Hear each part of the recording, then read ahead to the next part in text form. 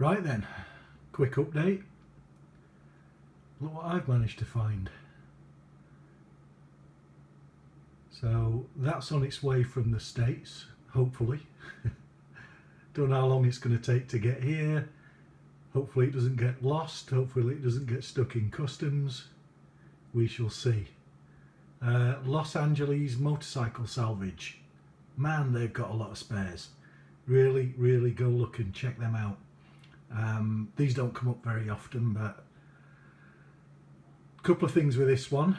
The one on my bike has got a crushed and very scraped header on the right hand side, and I'm also missing those let's have a look where this will get my finger in. I'm also missing these side trims, and if you remember, I had to grind the nuts off of that piece that hold them on.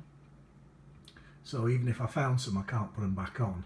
Now, what I was toying with the idea of doing, sorry, this is just a picture of my computer, but what I was toying with doing was grinding down where these welds are here. Let's see if I can get a bit closer.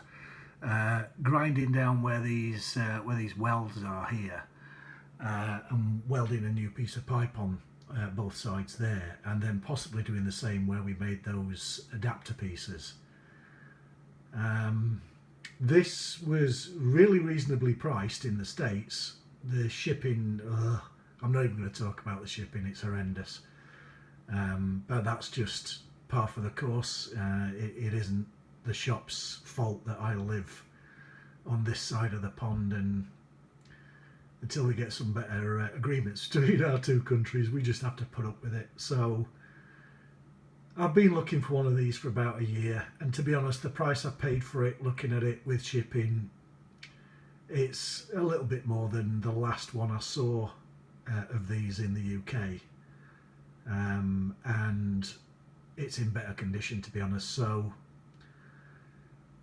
hey ho, spent even more money on this bike, but now at least we'll have a decent exhaust. Just got to wait for it to arrive.